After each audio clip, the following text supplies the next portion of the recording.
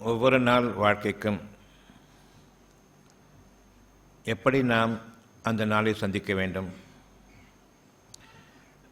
வழிகாட்டுதல் நமக்கு அவசியம் தேவை. வேதம் என்பது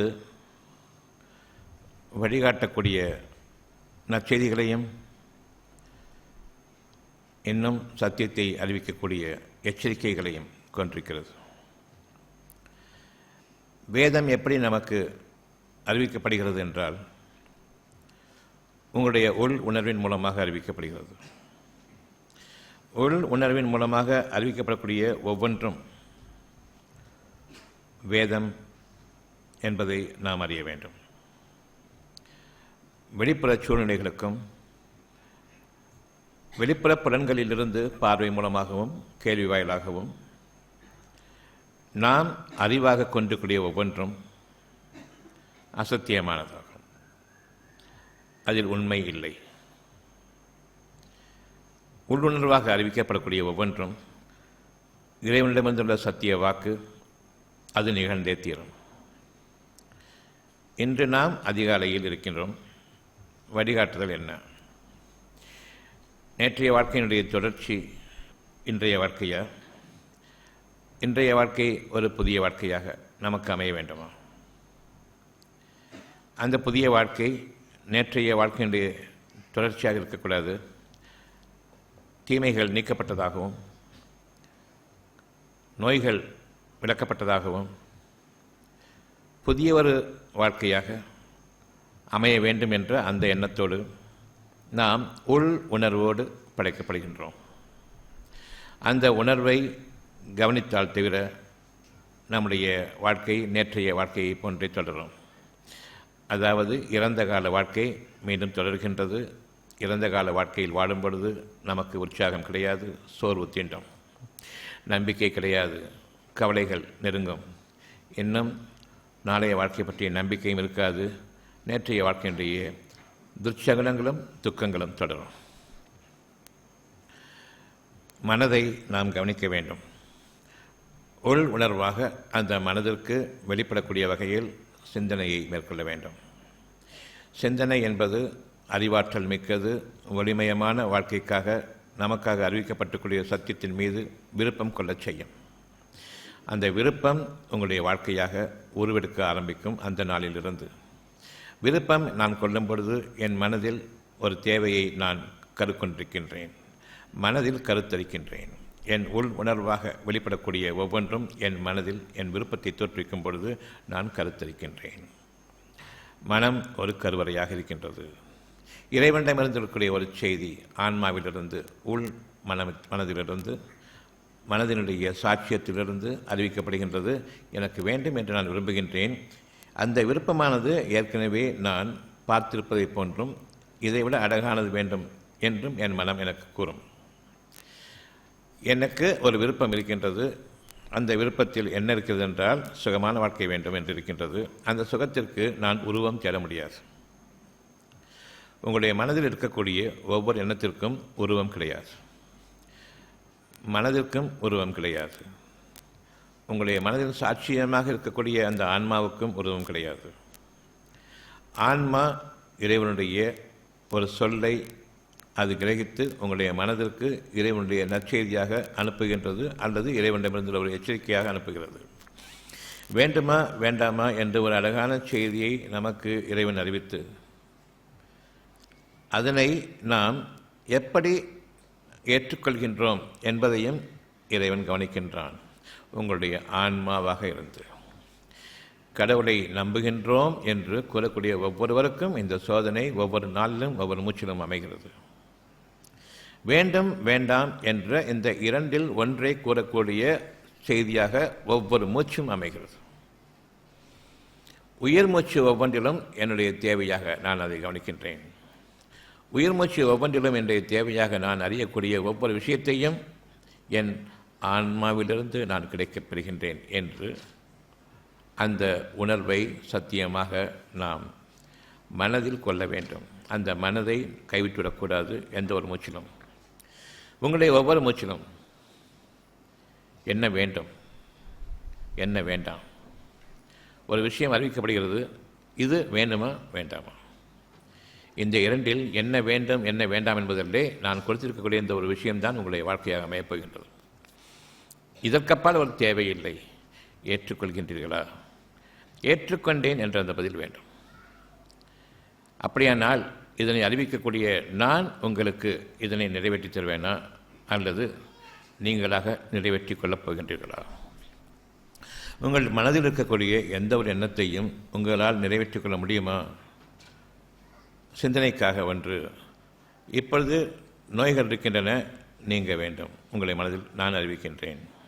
அந்த நோய் என்ன என்பது தெரியுமா? வலிக்கிறது. அந்த வலி காரணம் தெரியுமா? தெரியாது. இப்பொழுது போக வேண்டுமா வேண்டாமா? காரணம் தெரிந்தால்தான் போக வேண்டும், அது இல்லாமல் போகக்கூடாது என்று கூறுவீர்களா, வேண்டும் என்று விரும்புவீர்களா? வேண்டுமா வேண்டாமா? என்ன காரணம் என்று கேட்டால் நாம் இறைவனை கேட்கின்றோம், என்ன காரணம் என்று. அந்த காரணத்தை சொல்கின்றான். நீங்கள் 4-5 வருடங்களுக்கு முன்பாக இந்த தவறு செய்தீர்கள், அதன் காரணமாக இந்த விளைவு. நாமும் சொல்வோம், யாருக்கு என்ன பாவம் செய்தோமோ தெரியலையே, எனக்கு ஏன் இந்த கஷ்டம் வருதுன்னு சொல்லிட்டு. அறிவிப்பது யார்? என்ன பாவம் செய்தேனோ என்று கேட்கக்கூடிய அந்த ஒரு கேள்வியை அறிவித்தது இறைவன். பாவங்களின் காரணமாகத்தான் இன்று உங்களுடைய உடலில் ஒரு நோயாக விளைந்திருக்கின்றது. பாவங்களின் காரணமாகத்தான் என்னுடைய சூழ்நிலையில் ஒரு துன்பம் என்னை தொடர்ந்து வருகின்றது. பாவங்களின் காரணமாகத்தான் மனிதர்களிடமிருந்துள்ள சில பிரச்சனைகள் நான் சம்பாதித்து விட்டேன். பாவங்களின் காரணமாகத்தான் நாளைய வாழ்க்கை பற்றி நான் இன்னமும் கவலை கொண்டிருக்கின்றேன். அந்த பாவம் என்ன என்று நீங்கள் கேட்கின்றீர்கள். இந்த நாளில் இவ்விதமாக நீங்கள் பாவம் செய்தீர்கள், இதுதான் காரணம் என்று கூறிய பிறகு நீங்கள் உங்களுடைய 4 வருடங்கள் பின்னுக்கு சென்று அந்த பாவத்தை சீர் செய்து கொண்டு என்று வரப்போகின்றீர்களா? கடந்த காலத்துக்குள் நுழைய முடியுமா? அது இறந்த காலம். அந்த அத்தனை பதிவேடுகளும் இறைவனிடம் இருக்கின்றன, உங்களிடம் கிடையாது. ஆனால் அவனுக்கு முக்காலத்தையும் உங்களுக்காக சீரமைக்க முடியும். நம்பிக்கையை மேற்கொள்ளுங்கள். இறை நம்பிக்கையை நான் கொண்டிருக்கின்றேன் என்பது உங்களுக்கு உண்மையானால், இன்று இருக்கக்கூடிய பாவம் என்ன செய்துவிட்டேன் என்று பார்க்க வேண்டாம், எந்த அளவுக்கு என்னுடைய நன்மைகள் இருக்கின்றன உள்ளும் புறமும், அந்த சுகத்தில் நான் வாழ்கின்றேனா என்பதை கொஞ்சம் கவனித்து பாருங்கள். இந்த சுகத்தை நீங்கள் உங்களுடைய கைகளால் உங்களுடைய வாய்களை கொண்டும் சம்பாதித்தீர்களா, அல்லது இந்த சுகம் இறைவனால் அமைக்கப்பட்டிருக்கின்றதா? இந்த சுகத்தை அனுபவித்துக் கொண்டிருக்கிற நாம் இதனை சம்பாதிக்கவில்லை என்று இருக்கும் பொழுது, என் இறைவன் என்றைக்கும் இந்த சுகத்தை தர வேண்டும் என்று விரும்புகின்றோம். அந்த எண்ணம் உள்ளத்தில் இருக்கின்றது. என்றென்றைக்கும் சுகமாக வாழ வேண்டும். இதனை நாம் சம்பாதிப்பவர்கள் இல்லை. மனம் என்ற மாபெரும் சக்தி அங்கு வேலை செய்து கொண்டிருக்கின்றது. நன்மைக்கு நல் உணர்வை கொடுக்கக்கூடிய நல்ல உயிரோட்டத்தையும் கெட்ட எண்ணங்களாக நான் கொண்டிருக்கும் பொழுது அதனை பாடாக்கக்கூடிய தீய சக்திகளாகவும் இங்கு உருவாகி கொண்டிருக்கின்றன. அந்த உருவாக்கம் ஒரு குறிப்பிட்ட நிலை அடையும் பொழுதுதான் அதனுடைய தாக்கத்தை நாம் விளைச்சல்களாக உணர்கின்றோம்.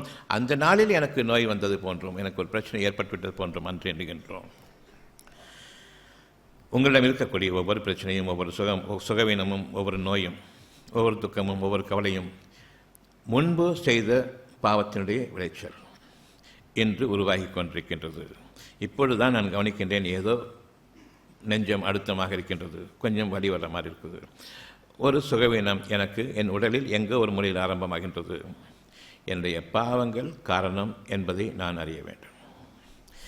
அந்த பாவங்கள் என்ன என்பதை நாம் சிந்தித்தால் தவிர உணர முடியாது. உங்களுக்கு மனம் என்ற ஒன்று அமைக்கப்பட்டிருக்கின்றது சிந்திப்பதற்காக வேண்டி. வெளிப்புற பார்வையும் இருக்கின்றது, அகப்பார்வையும் இருக்கின்றது. வெளிப்புற பார்வையில் பார்க்கக்கூடிய ஒவ்வொன்றையும் அகத்தில் நான் சீர்தூக்கி பார்க்க வேண்டும்.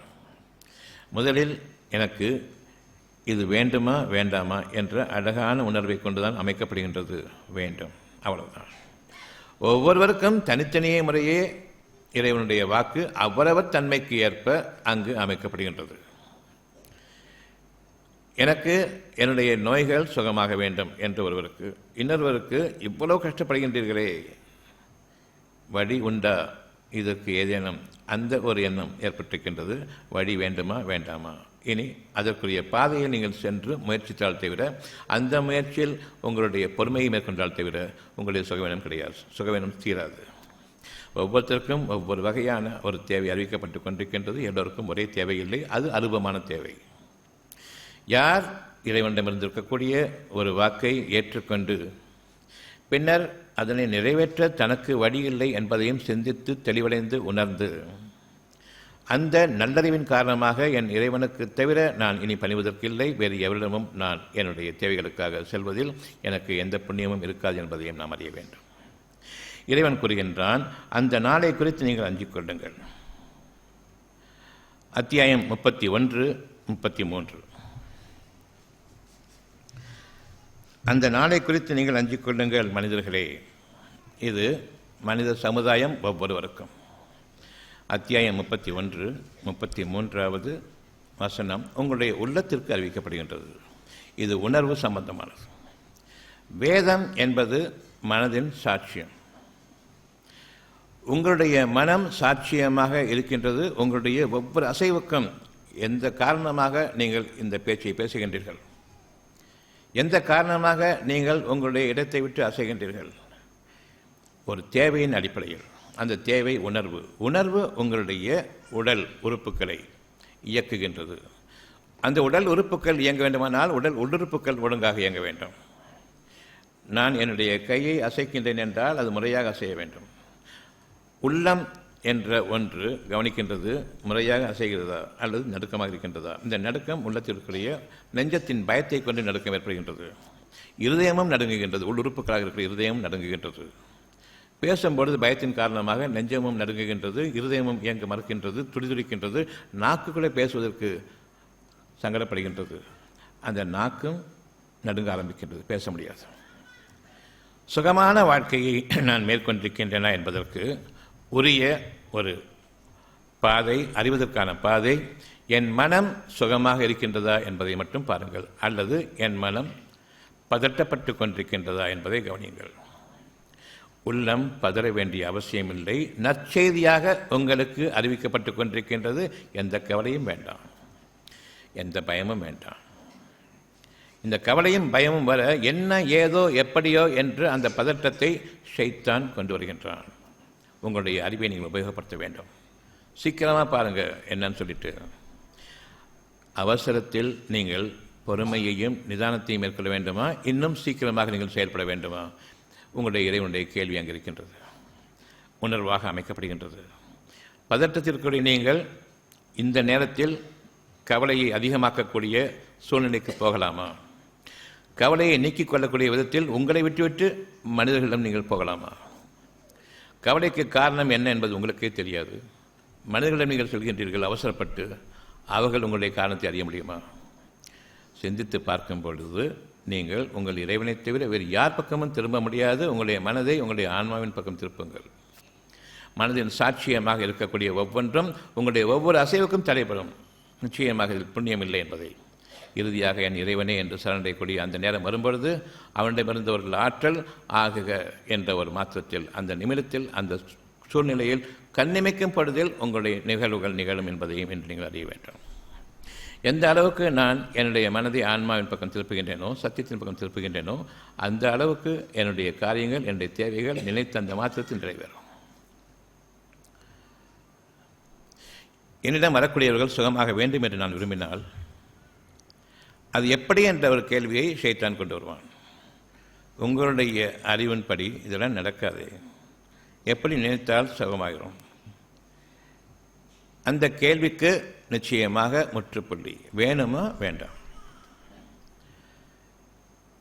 ரொம்ப லேசான வாழ்க்கை. என் அறிவு வேலை செய்யும் பொழுது என்னுடைய அறிவு ஷைத்தான் என்பதை அறிய வேண்டும். வேணுமா வேண்டாமான்னு கேட்டால் எப்படிங்கிற கேள்வி.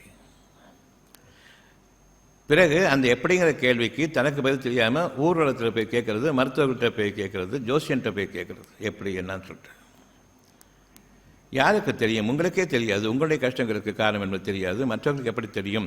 இந்த கேள்வியை ஆன்மா கேட்கின்றது. நான் ஆன்மை மறுத்துவிட்டதன் காரணமாக இனி மூளை தான் வேலை செய்ய வேண்டும். 2 கனெக்ஷன் இருக்குது மனசுக்கு. ஒன்று, உங்களுடைய கனெக்ஷன் மனதின் சாட்சியமாக இருக்கக்கூடிய உங்களுடைய ஆன்மா. அதை மறுத்துவிட்டால் மனிதர்களுடைய வழிமுறைகளை கொண்டு கூடிய அறிவு. இந்த இரண்டில் நாம் பெரும்பாலும் அறிவின் பக்கம் தொலைந்து விடுகின்றோம். என்ன ஏது காரணம் என்ன என்றுதான்.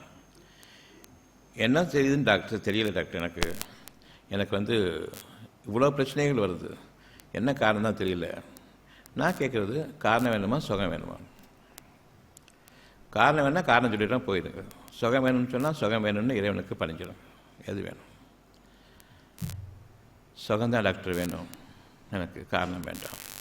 இப்போ தான் சுகமாக ஆரம்பிக்குமே தவிர காரண காரியங்கள் கேட்டால் நிச்சயமாக சுகம் இன்னும் கிடையாது.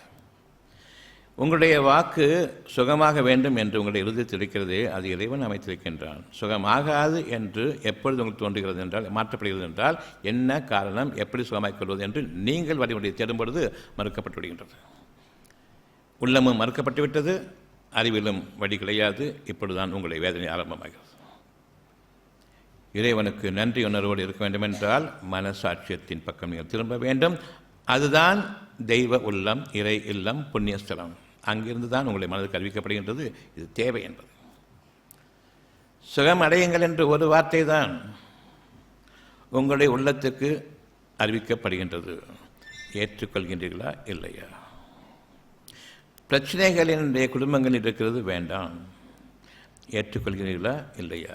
வேண்டுமா வேண்டாமா? அங்கு முடிகின்றது உங்களுடைய நன்மையின் ஆரம்பமும் முடிவும், உங்களுடைய தீமையின் ஆரம்பமும் அதன் விளைச்சல்களும்.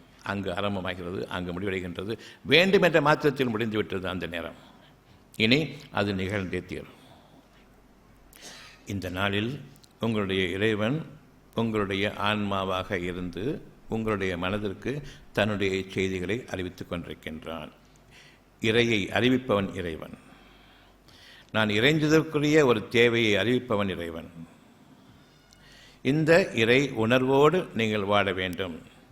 இது தொழுகை, இது கும்பிடுதல், இது போற்றுதல், இது துதித்தல், இது ஜபித்தல்.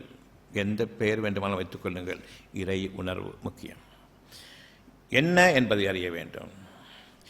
இதனை நான் என்னுடைய இறைவனிடம் கேட்டிருந்தால் அவன் தொழுகை என்ன என்பதை கற்பித்திருப்பான். மனிதர்களிடம் கேட்டேன், 5 வேளைக்கு வா, உன் உடலை கொண்டு நீ வருத்தி கொண்டு உன்னுடைய தொழுகையை சடங்காக்கி முடித்துக்கொள், இவ்வளவுதான் என்று பாதிரிமார்களும் பூசாரிகளும் உருவத்தை கொண்டு நீங்கள் வழிபட வேண்டும் என்று கூறுவார்கள்.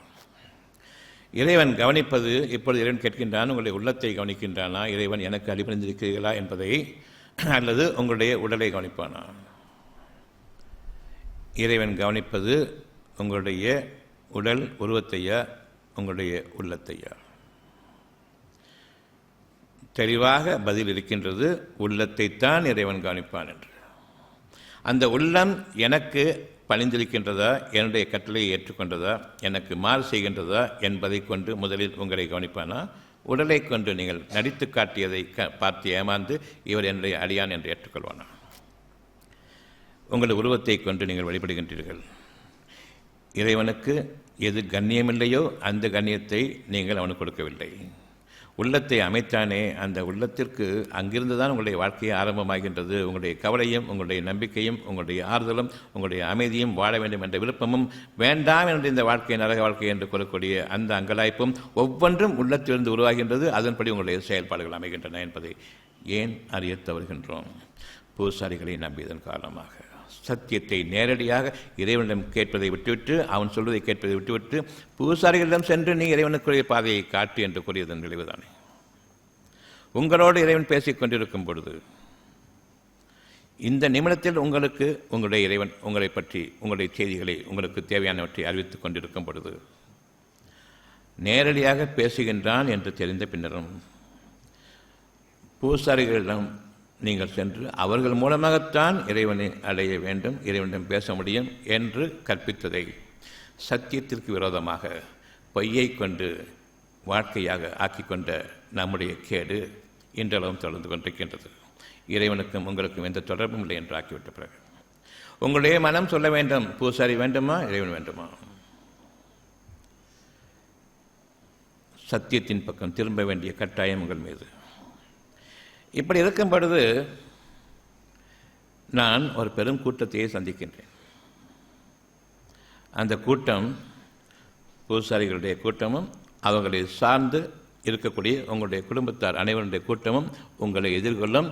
ஏன் உருவ வழிபாட்டுக்கு நீ வரவில்லை?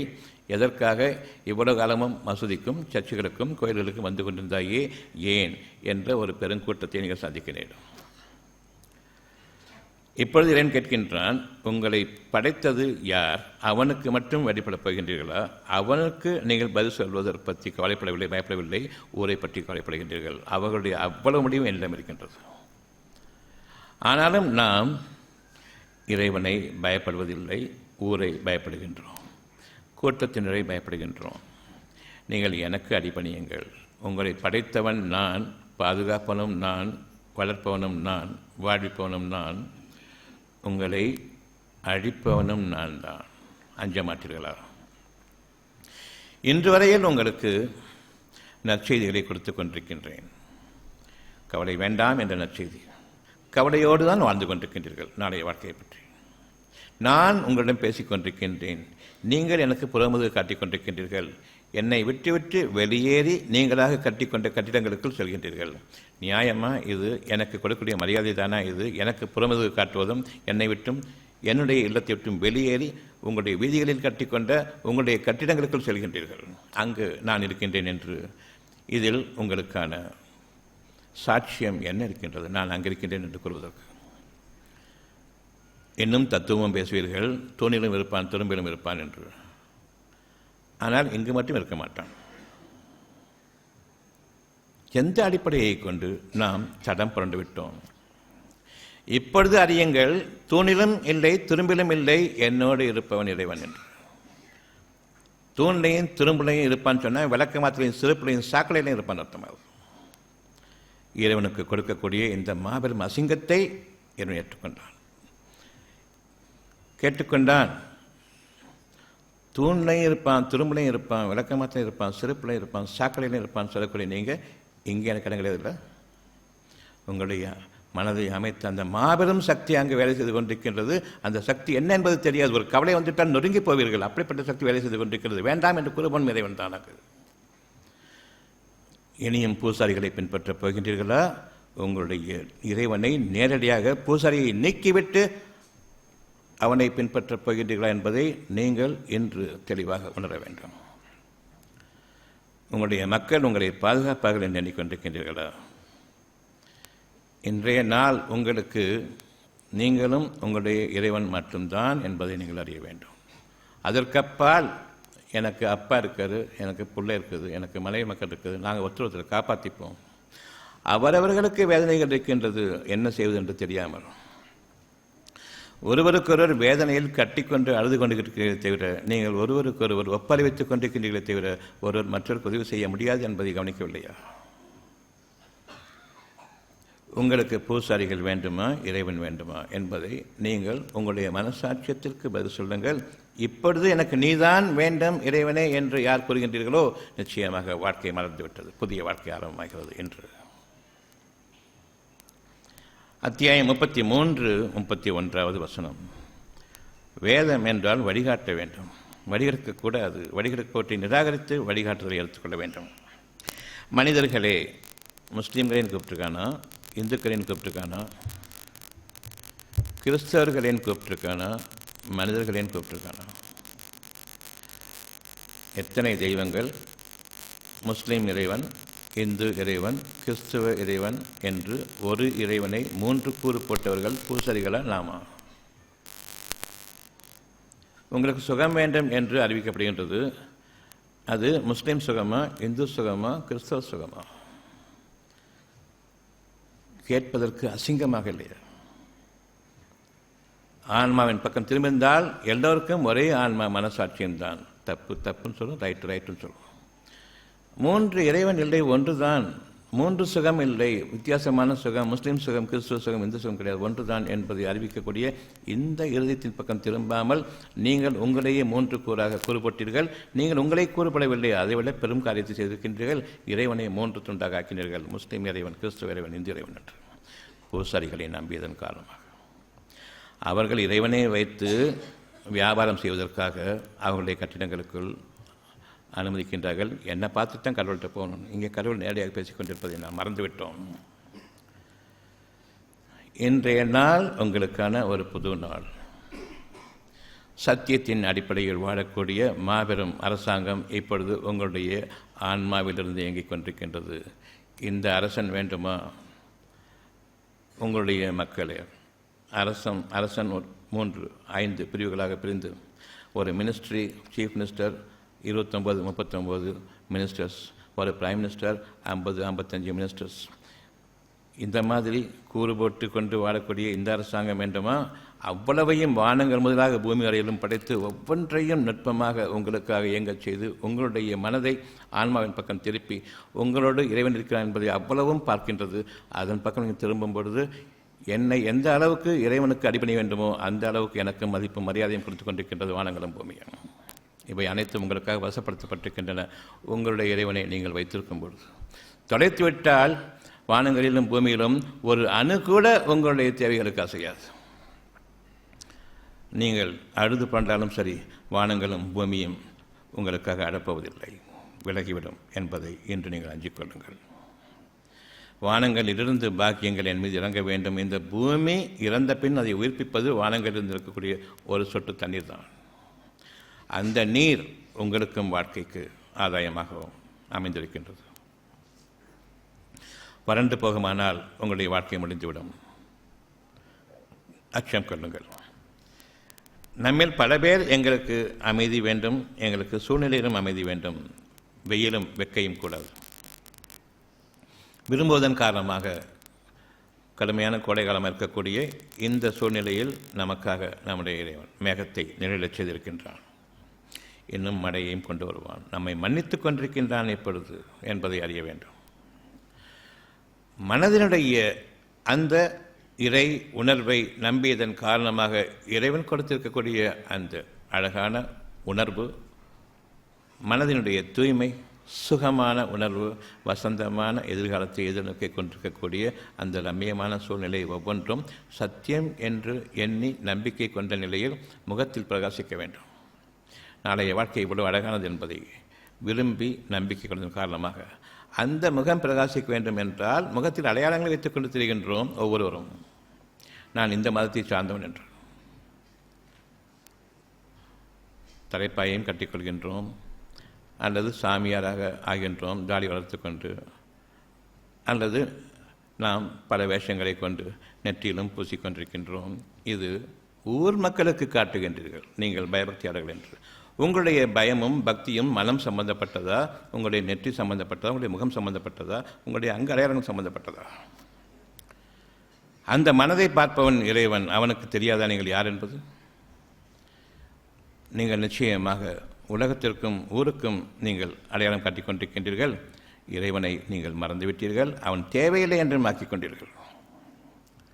இதுதான் இன்று நாம் இந்த 3 கூட்டங்களாக பிரிந்து 3 கூட்டங்களின் பூசாரிகளை பின்பற்றி முன்னோர்களும் வழிகெடுக்கப்பட்டார்கள், நாமும் வழிகெடுக்கப்பட்டோம், நம்முடைய சந்ததிகளும் இனி வழிகெடுக்கப்படக்கூடாது என்பதற்காக வேண்டி இந்த நற்செய்தி இன்று நமக்காக. சத்தியத்தின் அடிப்படையில் நாம் திரும்பினால் தவிர வேதனையிலிருந்து நாம் மீள்பவர்கள் இல்லை. ஒரு நாளைக்கு மறுநாள் வேதனை அதிகமாகிறது என்றால் பயப்பட வேண்டும். இதற்கு பெயர் உள்ளட்சம். என் இறைவனே என் பாவங்களை மன்னிப்பாயாக என்பதை தவிர நீங்கள் கேட்கக்கூடியது எதுவும் இல்லை. அவன் அறிவித்து விட்டான் யாருக்கு என்ன பாவம் செய்தனோ என்று. ஊர் உலகத்திலும் கேட்காதீர்கள். அப்படி ஊர்வலத்துடன் கேட்குமாறு உங்களுடைய வார்த்தைகள் வருமானால் நீங்கள் இறைவனை மறைமுகமாக வஞ்சிக்கின்றீர்கள். நான் எந்த பாவமும் செய்யவில்லையே, ஏன் என் இறைவன் இப்படி தண்டிக்க வேண்டும் என்று இறைவன் மீது பழி சுமத்துகின்றீர்கள், பாவத்தை தன் பக்கம் வைத்துக்கொண்டு. நிச்சயமாக இது பெரும் கூற்றாக இருக்கின்றது. வெளியில் யாருக்கு என்ன பாவம் செய்துன்னு தெரியவில்லையே என்று கூறும்பொழுதே இறைவன் ஒருவன் தெரிந்திருக்கின்றான் என்று உள்ளத்தில் அடங்கி அங்கு பயபக்தியை மேற்கொண்டு பாவமன்னிப்பை கேட்டிருந்தால் சுகமாயிருக்குமே. இன்னும் பூசாரிகளை நாடி செல்கின்றோம்.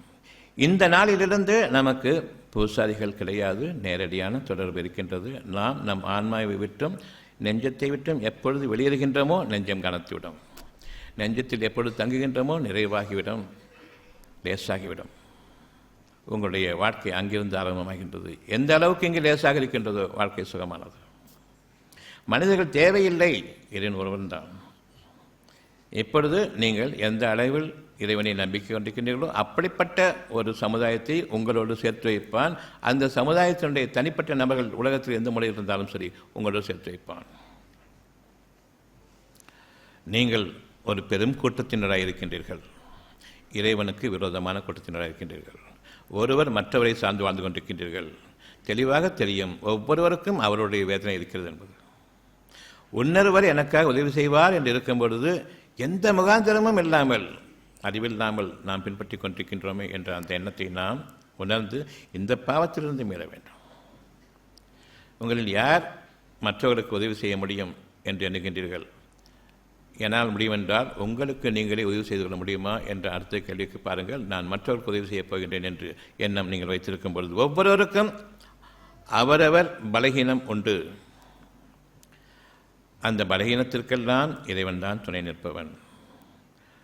உங்களால் முடியாது என்று இரவு நேரங்களில் படுத்துவிட்ட பிறகு உங்களுக்கு உயிரோட்டத்தையும் உணர்வையும் கொடுத்து அழகான தூக்கத்தையும் கொடுத்து அங்கு உங்களுக்கு தண்ணியும் கிடையாது, உங்களுக்கு உணவும் கிடையாது, நீங்களாக இருக்கிறார் என்பதும் தெரியாது, உங்களுடைய பெற்றோர்களை கவனிக்க முடியாது, உங்களுடைய பிள்ளைகளை கவனிக்க முடியாது, உங்களுடைய சொத்து சுகங்கள் என்ன என்பதை கணக்கு பார்க்க முடியாது, உங்களுடைய வீடுகளை நீங்கள் அப்படியே ஒரு 4 நாள் பூட்டை போட்டுட்டு அது உங்களை காப்பாற்று நினச்சிட்டு போய் படுக்க வேண்டியிருக்குது. இறுதியாக தூக்கமும் அழகான தூக்கமும் ஓய்வும் மறுநாள் எழுந்திருக்கும் பொழுது அவ்வளவு கழிவுகளும் நீக்கப்பட்டு சுகாதாரமாக உங்களை வெளியே கொண்டு வருவோம். நீங்களா ஒரு நாள் மோஷன் போகணும்னு சொன்னால் என்ன கதிக்காவீங்க? ஒரு நாள் தூக்கம் போச்சுன்னா பைத்தியமாக இல்லாத மறுநாள் இதற்கெல்லாம் நன்றி செலுத்த மாட்டீர்களா? பூசாரி அவன் தூங்க வச்சவங்களா? யார் உங்களை கவனித்து கொண்டிருப்பது? நாள் முழுவதும், பகல் முழுவதும், இரவு முழுவதும். பகலில் சாப்பிட்டுட்டு தூக்க வயிற்று தூக்கிட்டு தெரிய முடியாமல் கஷ்டப்படுறோமே, கேஸ் சொல்லிட்டு ராத்திரி தூக்கம் பசியை நீக்கிட்டு சாப்பாடும் இல்லாமல் தண்ணியும் இல்லாமல் அடுத்த நாள் காலையில் ஃப்ரெஷ்ஷாக இடம் செய்கிறது யார்? இறைவனால் எதுவும் முடியும் என்பதற்கு இதை விட அத்தாட்சி என்ன? சாப்பிட்டா தான் வாழ முடியும், தண்ணி குடித்தா தான் தாக அடங்கும், இல்லைன்னா நாக்கு வார்த்தி போய் ராத்திரி போல ஒன்றும் இல்லாமல் தூங்கிட்டு இருந்தீங்களே, காலையில் அவ்வளோ ஃப்ரெஷ்ஷாக இருந்தீங்களே, இந்த எல்லாமே இல்லாமல். இறைவன் சகலவற்றின் மீது மாற்றல் மிக்கன் என்பதற்கு உள்ளும் புறமும் அத்தாட்சிகள் இருக்கின்றன. ஆன்மாவில் தங்கினால் தவிர கிடையாது. மனிதர்களுடைய அறிவை கொண்டு என்னை மேலும் மேலும் மோசமாக்க முடியுமே தவிர சுகமான வாழ்க்கைக்கு உதவாது. உங்களுடைய அறிவியெல்லாம் பணம் என்ற அந்த கடுதை திங்கிற பேப்பரை சம்பாதிக்க முடியுமே தவிர அந்த பேப்பரை கொண்டு உங்களுக்கு சுகமாக்கி கொள்ள முடியும், உங்களுடைய வியாதிகளை நீக்கிக்கொள்ள முடியும், உங்களுடைய மனதிற்கு உறுதி கொடுக்க முடியும் என்ற எந்த ஒரு எண்ணத்தையும் நீங்கள் இன்று ஆம் என்று கூறி ஏற்றுக்கொள்ளக்கூடிய அப்படிப்பட்ட மனதை வைக்கவில்லை உங்களுடைய இறைவன். வீணான பேச்சுக்களுக்கும் வீணான காரியங்களுக்கும் தத்துவங்களுக்கும் இடமில்லை, சத்தியத்திற்கு இடம் இருக்கின்றது உங்களுடைய மனதில். எது அழகானது, நன்மையானது, உண்மையானது என்பதை நீங்கள் சிந்தித்து அறிய வேண்டியவர்களாக இருக்கின்றீர்கள். இது வேதமாகும். வேதம் என்பது இங்கிருந்து விளங்க வேண்டும். படிப்பது வேதம் அல்ல, விளங்குவது வேதம். இன்று நமக்கு வேதம் இறக்கப்பட்டு கொண்டிருக்கின்றது, புத்தகத்தை படிப்பதல்ல. இப்பொழுது நீங்கள் படிக்கின்றீர்கள். மனிதர்களே என்று அழைக்கும் பொழுது இந்து, முஸ்லீம், கிறிஸ்தவன் அழைச்சானா, மனிதர்களே என்று அழைத்தானா? நாம் மனிதர்களாக படைக்கப்பட்டோமா அல்லது இந்து மனிதன், முஸ்லீம் மனிதன், கிறிஸ்துவ மனிதன் என்று படைக்கப்பட்டோமா? நீங்கள் அவன் படைக்காத ஒரு இனமாக மாற்றிக்கொண்டீர்கள். அவனையும் 3 கூறுபட்டீர்கள். நமக்கு இறைவனும் கிடையாது, நாம் மனிதர்களும் இல்லை, மிருகங்களை விட மோசமானவர்களாக நாம் இன்று மாறிக்கொண்டிருக்கின்றோம், மாற்றப்பட்டு விட்டோம். இன்று மனிதனாக மாறுங்கள். இறைவன் உங்களுக்கு உண்டு. உங்களுடைய தீமைகளும் உங்களுடைய கவலைகளும் உங்களுடைய நோய்களும் இன்று நீங்கிவிட்டது. ஏனென்றால் நான் இறைவனோடு பேசுகின்றேன். செத்துப்போவேன்னு சொல்லக்கூடிய ஒரு டயக்னோசிஸை கொண்டு உங்களுக்கு இந்த நோய் இருக்குதுன்னு ஒருத்தர் சொல்கிறார். டாக்டர், ஸ்பெஷலிஸ்ட், அப்படி தானே? படித்தவர், மேதாவி. நீங்கள் சுகமாக வேண்டும் என்று உங்களுடைய உள்ளத்தில் இருக்கிறது. அது பேசுவது யார்? உங்களுடைய ஆன்மாவிலிருந்து உங்களுக்கு அறிவிப்பது யார் சுகமாக வேண்டும் என்று? நிச்சயமாக நீங்கள் இல்லை. நான் நம்புவதோ நான் சுகமாக மாட்டேன் என்பதை நம்புகின்றேன். கவலையும் கொண்டு விட்டேன் சுகமாகாது என்று. இங்கு சுகமாக வேண்டும் என்ற அந்த ஒன்று வேண்டுமா வேண்டாமா? அது எப்படி நடக்க முடியும்? டாக்டரிடம் சொல்லியாகிவிட்டது, அவர் எனக்கு தீர்க்க முடியாத நோய், பெரிய நோய், சாவு ஒன்று தான் எனக்கு காத்திருக்கிறது என்று கூறிவிட்டார். இங்கோ சுகமாகுங்கள், வாழுங்கள் என்று இருக்கின்றது. எது வேண்டும்? எது நற்செய்தி எது கெட்ட செய்தி தெளிவாக தெரிகின்றது. மனிதர்களிடமிருந்து, ஸ்பெஷலிஸ்டிடமிருந்து, மருத்துவ நிபுணத்திடமிருந்து நான் அவர் என்னை உயிரை காப்பாற்றுவார் என்று எண்ணினேன். எங்கு உங்களுடைய இறைவன் கூறுகின்றான், உயிரை பற்றி எனக்கு தெரியுமா, அவருக்கு தெரியுமா?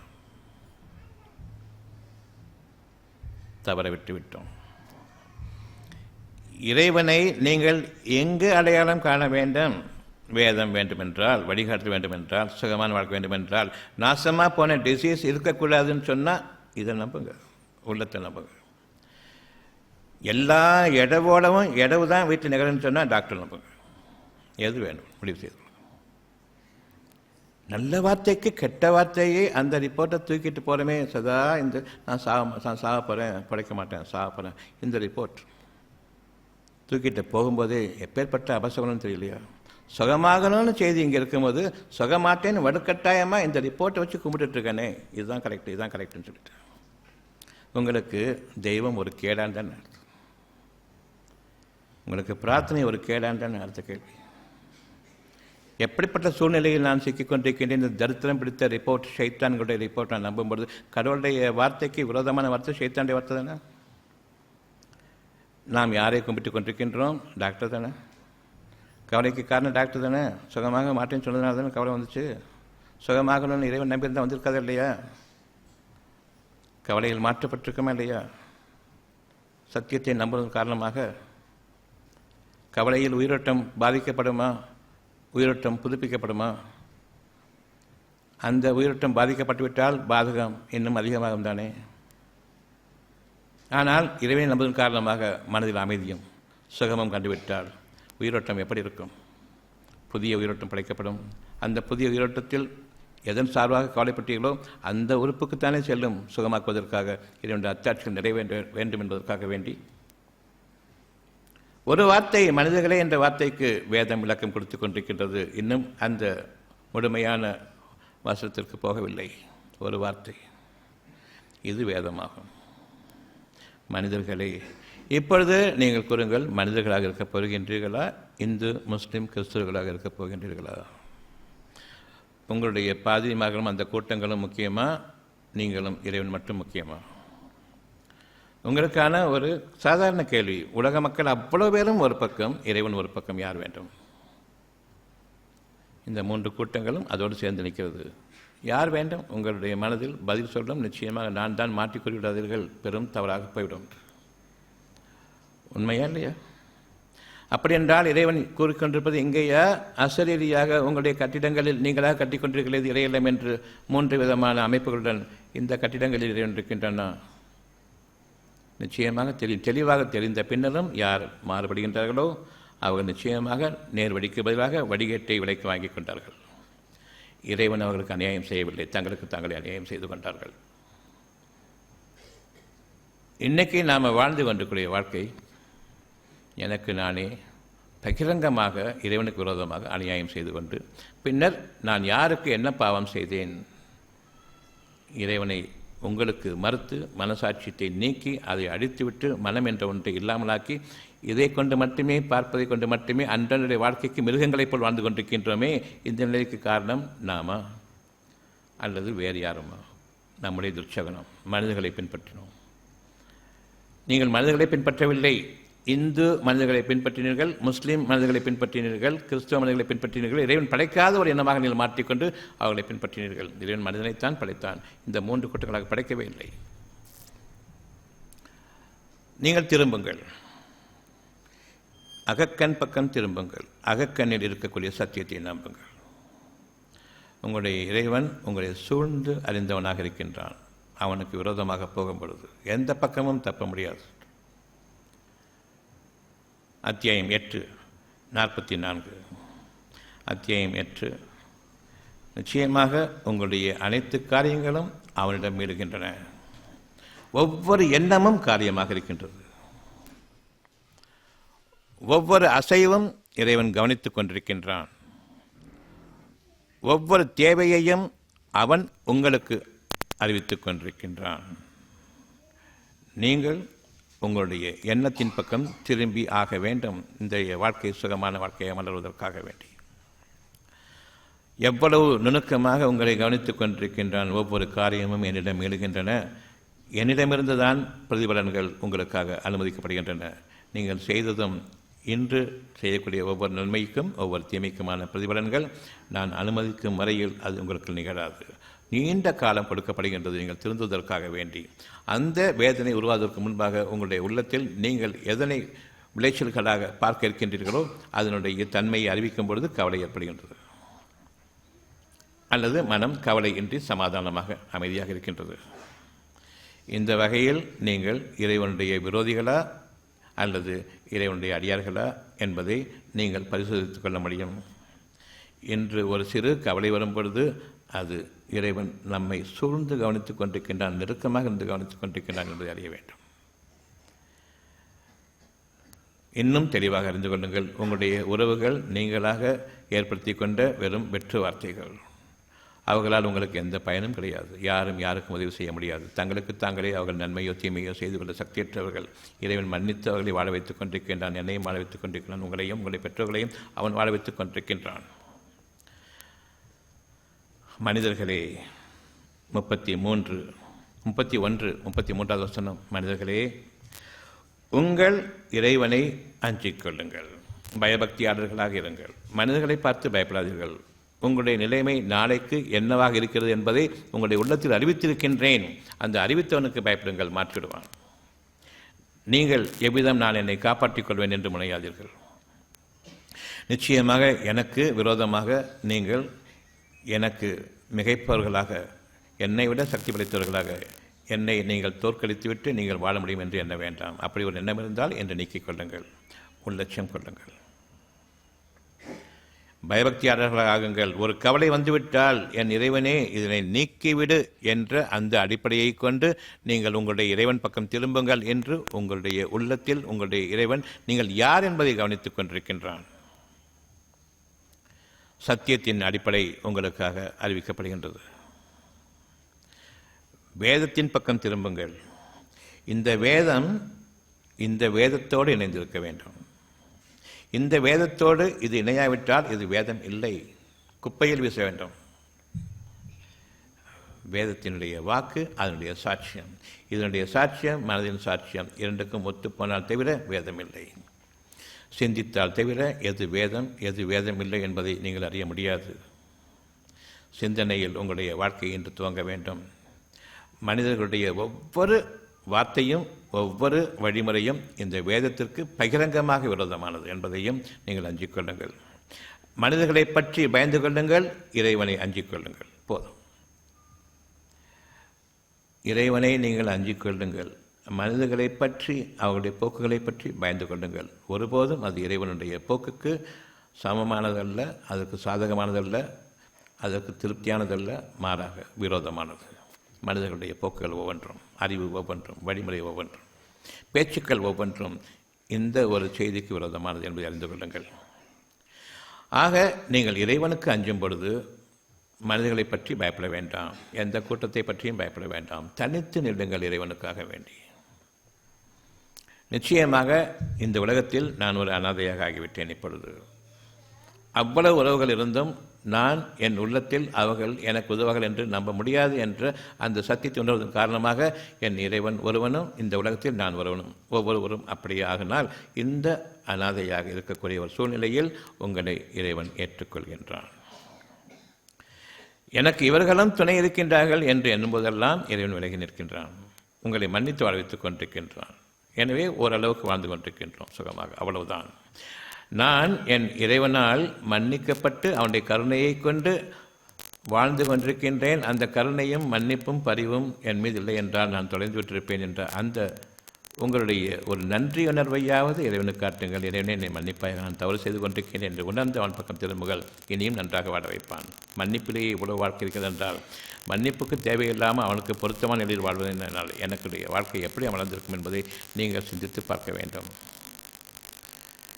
உங்களோடு இறைவன் இருக்கின்றான் என்பதை மறந்துவிட வேண்டாம். மறக்கடிக்கப்பட்டோம், திருப்பப்பட்டோம், வழிமாற்றப்பட்டோம், திசை மாற்றப்பட்டோம். தொலைந்து போகக்கூடிய அளவுக்கு இன்னமும் தொலைவில் இருக்கின்றோம். நாம் நெருங்கி வர வேண்டிய நேரம் இது. நாம் தொலைவில் இருக்கின்றோம் என்பதை அறிந்து கொள்ளுங்கள். தொலைந்து போவதற்கு முன்பாக நான் என் இறைவன் பக்கம் திரும்ப இருக்கின்றேன். என் இறைவனை என்னையும் என்னுடைய குடும்பத்தினரையும் கைவிட்டு விடாதே. உங்களுடைய பாவ மன்னிப்பையும் உங்களுடைய வழிகாட்டல் வேண்டும் என்பதையும் உங்களுடைய குடும்பங்களுக்காக இன்று நீங்கள் மேற்கொள்ளுங்கள். நிச்சயமாக நன்மை செய்வோரை இறைவன் நேசிக்கின்றான். இனி உங்களுடைய ரிப்போர்ட்டுகளை வைத்துக்கொண்டு ஷைத்தான்களை வழிபடுவதை விட்டும் விலகி இறைவனுக்கு திருப்தியாக அவனை சார்ந்தவர்களாக முற்றிலுமாக நீங்கள் அமைந்துவிடுங்கள். உங்களுடைய இறைவன் உங்களை கவனித்துக் கொண்டிருக்கின்றான். என் இறைவனே, நான் எவற்றையெல்லாம் கேட்டுக்கொண்டேனே உண்மையாக்கிவிடு.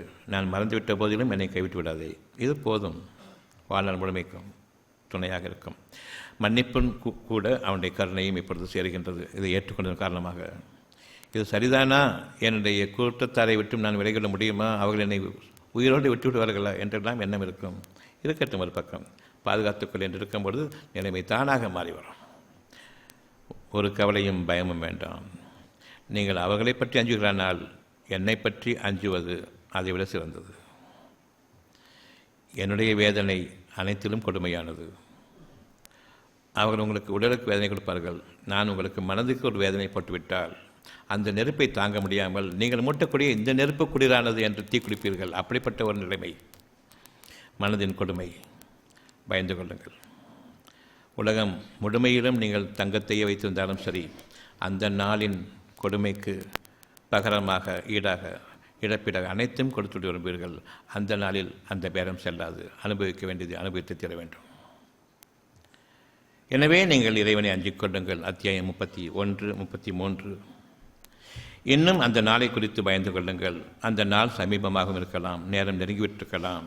உங்களுடைய கவலை அதிகமாகி கொண்டிருப்பது அறிவிப்பது என்னவென்றால், நான் உங்களுக்காக அளித்த காலத்தவணையின் மீது நீங்கள் நெருங்கிக் கொண்டிருக்கின்றீர்கள். உள்ளட்சம் கொள்ளுங்கள்.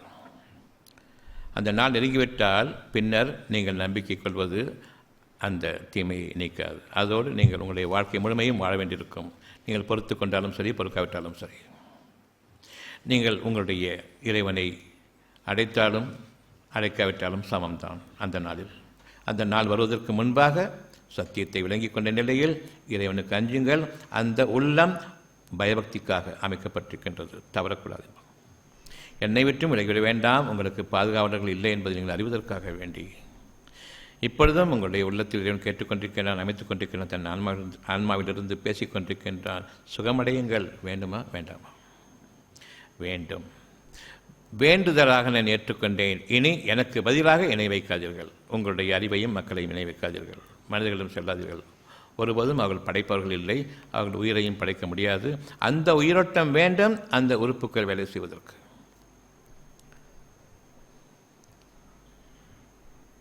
எனவே உங்களுடைய இறைவன் படைப்பவன், ரிப்பேர் செய்கிறவன் இல்லை.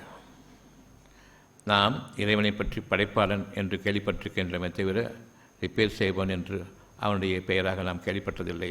அசிங்கப்படுத்த வேண்டாம். புதிதாக படைப்பவன், புதிய உயிரோட்டத்தோடு படைப்பவன்.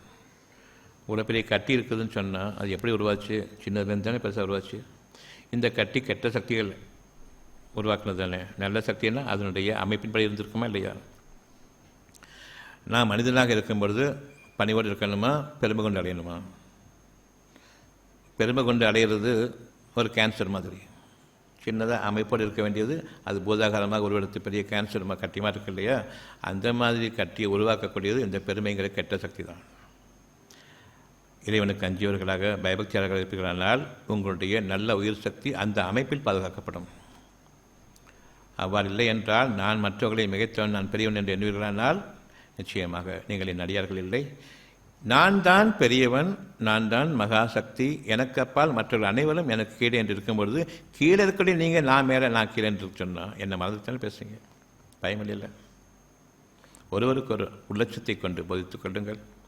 ஒருவருக்கு ஒரு பெருமையை கொண்டு போதிக்க வேண்டாம். மனுஷனாக வாழ்ந்தால் ஒரு மதிப்பு மரியாதை வேண்டாமான்னு சொல்லி கட்டுக்கூடிய இந்த கெட்ட மனிதர்களை நீங்கள் பின்பற்ற வேண்டாம். மனிதர்களாக இருந்தால் பணிவும் மரியாதையும் அடக்கமும் வேண்டுமே என்று கேட்க வேண்டும்.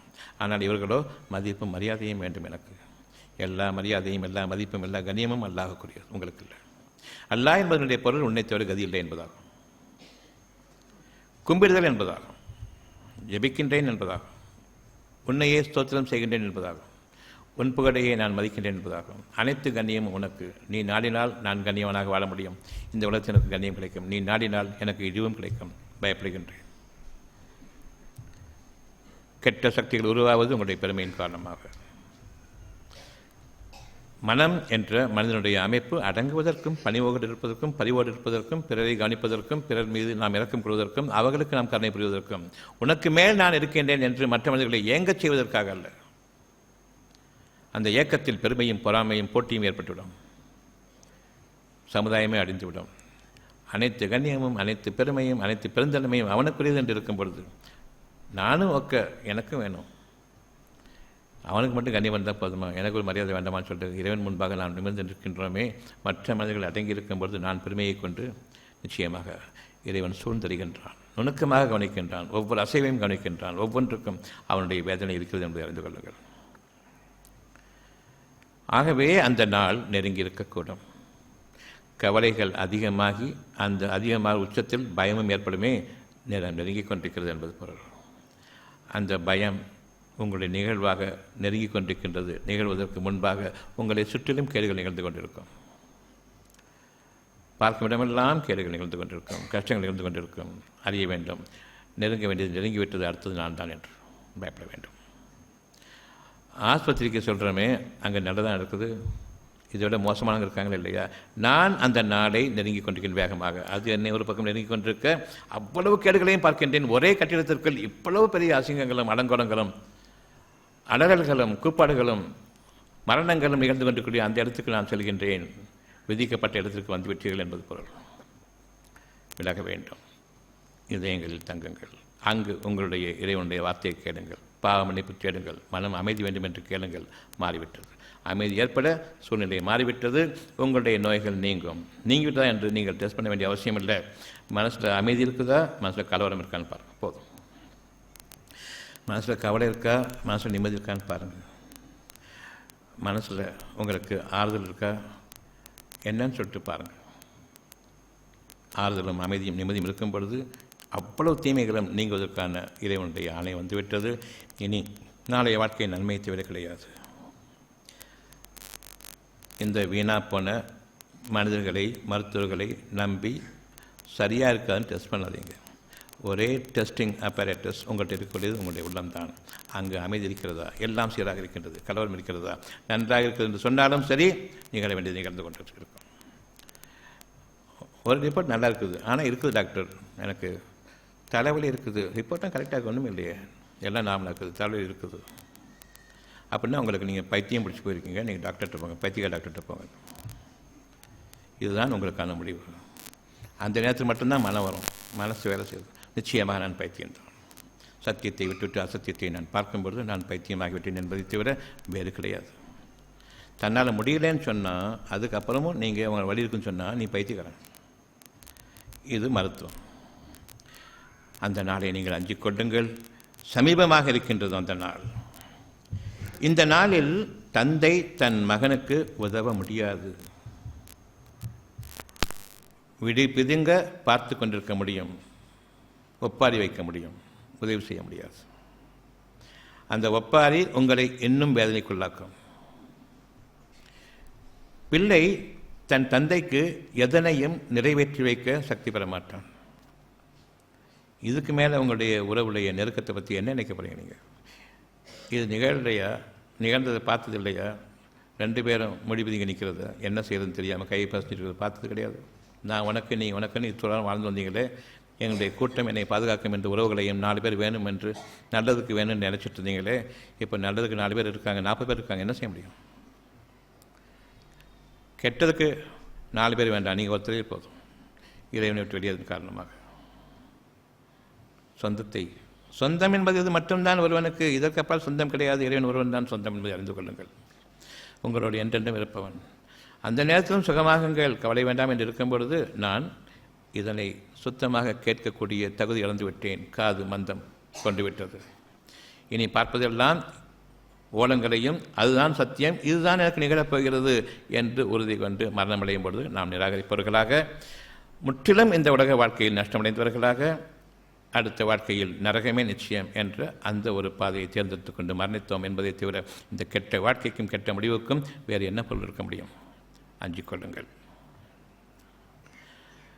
தந்தை தன் மகனுக்கு உதவ முடியாது, பிள்ளையும் தன் தந்தைக்கு எதனையும் நிறைவேற்றி வைக்க முடியாது. நிச்சயமாக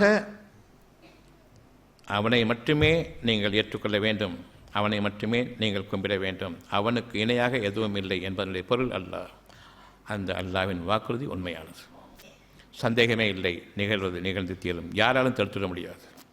அவன் உங்களுக்கு ஒரு நன்மையை நாடிவிட்டால் அவனது அருளை தடுப்பவர் எவரும் இல்லை. ஒரு தீமையை நாடிவிட்டால் அதனை தடுப்பவரும் எவரும் இல்லை, விலக்கி வைப்பவரும் இல்லை. அச்சம் கொள்ளுங்கள். உங்களுக்கு நீங்களே உதவி செய்து கொள்ள முடியாது. உங்களுக்கு நீங்களே யார் என்று தெரியக்கூடிய முடியாத அளவுக்கு மனம் அலைக்கழிக்கப்பட்டுவிடும். உங்களில் யாரும் எவருக்கும் உதவி செய்ய முடியாது. தந்தையும் பிள்ளையும் நெருக்கமான ஒரு இவர்களே உங்களுக்கு உதவி செய்ய முடியாது. வேறு யாருடைய உதவியை நீங்கள் நாடுவீர்கள்? அந்த நேரத்தில் நான் நம்பிக்கை கொண்டேன் என்று கூறுவது நிச்சயமாக ஏற்றுக்கொள்ளப்பட முடியாது என்பதையும் இறைவன் அறிவிக்கின்றான். ஆக இறைவனுடைய வார்த்தை இந்த உலக வாழ்க்கை வீணும் விளையாட்டும் தவிர வேறில்லை. உங்களுடைய அவ்வளவு வகையான வாழ்க்கையினுடைய வழிமுறைகளும் வீணும் வேடிக்கையும் விளையாட்டும் தவிர கிடையாது. உங்களுடைய வாழ்க்கையை எப்படி அமைத்திருக்கின்றான் என்றால், படைக்கப்பட்ட இனங்களிலேயே மிக உயர்வான படைப்பினமாக உங்களை அமைத்திருக்கின்றான். அந்த மனம் என்பதையும் மனதின் சாட்சியமாக ஆன்மாவையும் வைத்ததன் காரணமாக அந்த மனதையும் தொலைத்துவிட்டு ஆன்மாவையும் தொலைத்துவிட்டு மனதை வெறுமையாக்கிவிட்டு பிறகு கண்ட குப்பைகளை எல்லாம் உள்ளே போட்டுக்கொண்டு இறைவனுக்கு பதிலாக குப்பைகளை நம்பி குப்பைகளை வழிபட்டு வாழ்ந்ததன் காரணமாக இறைவனை நீங்கள் குப்பையாக கருதினீர்கள் என்ற அந்த குற்றச்சாட்டின் காரணமாக நரகம் நிச்சயமாகிவிடும். இந்த உலகத்திலும் அந்த வேதனையை பார்க்க நேரிடும். பயந்து கொள்ளுங்கள். உங்களுடைய வாழ்க்கை இன்று உள்ளச்சத்துடன் கூடிய பிரகாசமான வாழ்க்கையாக அமைய இருக்கின்றது.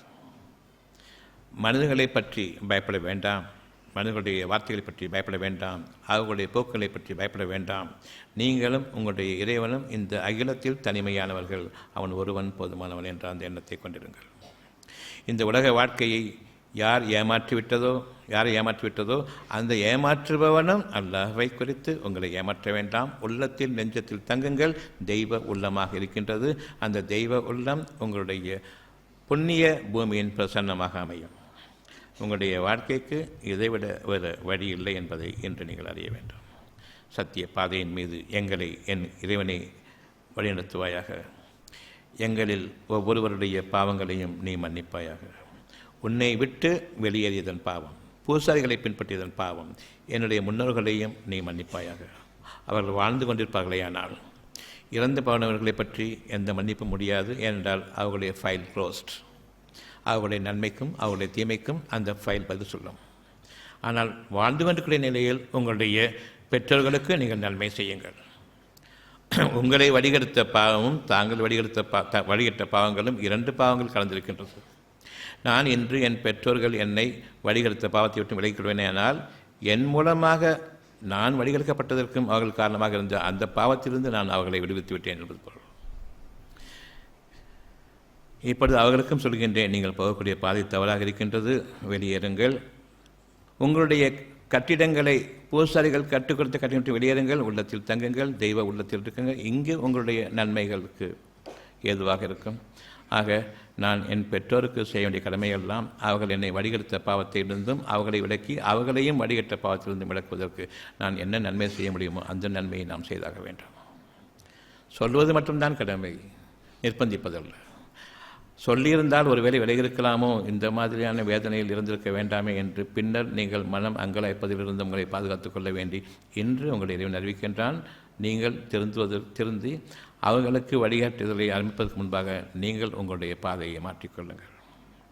அந்த உண்மையில் நீங்கள் நிலைத்திருக்கும் பொழுது அவர்கள் பார்க்கட்டும், இறைவனுடைய அனுகூலங்கள் எப்படி என்பதை பார்க்கட்டும். அவர்களுக்கு நீங்கள் சொல்லிக் கொடுங்கள். ஒருவேளை அவர்கள் மாறிவிடலாம். இந்த நன்மையை பெற்றோர்களுக்கு நீங்கள் செய்ய வேண்டும் என்று கட்டளைகின்றான். முதலில் அவர்களுடைய பாவங்களுக்காக மன்னிப்பு தேடுங்கள். என்னை வடிகெடுத்ததன் பாவமும் அவர்கள் வடிகெடுக்கப்பட்ட பொழுது சிந்தனையின்றி அவர்களுடைய முன்னோர்களை அவர்கள் பின்பற்றியதன் காரணமாகவும் என் பெற்றோர்களை மன்னிப்பாய இறைவனே. என்னுடைய குடும்பத்தினரையும் சந்ததிகளையும் நீ பாதுகாத்துக் கொள்வாய் இறைவனே. இனியும் எங்களுடைய ஆன்மாவை விட்டும் உள்ளத்தை விட்டும் இந்த தெய்வ சன்னிதானத்தை விட்டும் வெளியே விடாமல் நீ பாதுகாத்துக் கொள்ள நீ ஒருவனே போதுமானவன் என்று உன்னிடமே பொறுப்பேற்படுத்துகின்றோம். நிச்சயமாக நீயே பொறுப்பேற்றுக் கொள்வதில் மிகவும் சிறந்தவன். நம்பிக்கை கண்டோம். நம்பிக்கை உறுதிப்படுத்தி அளிப்பாயாக இறைவனே. எங்களுடைய தீமைகளிலிருந்தும் கவலைகளிலிருந்தும் எங்களை பாதுகாத்து எங்களை உயர்வான அந்த பாதைகளில், மேன்மையான அந்த வழிகளில் என்றென்றும் நிலைத்திருக்க செய்வாயாக. இந்த உலகத்திலேயே சொர்க்க வாழ்க்கை என்ன என்பதை காட்டுவாயாக இறைவனே. இனியும் நீ வாக்களித்த அந்த சொர்க்க பூமி எங்களுக்காக உண்டு என்பதையும் நம்பிக்கை கண்டோம். இன்று நம்முடைய வாழ்க்கை புதிதாக ஆரம்பமாகின்றது.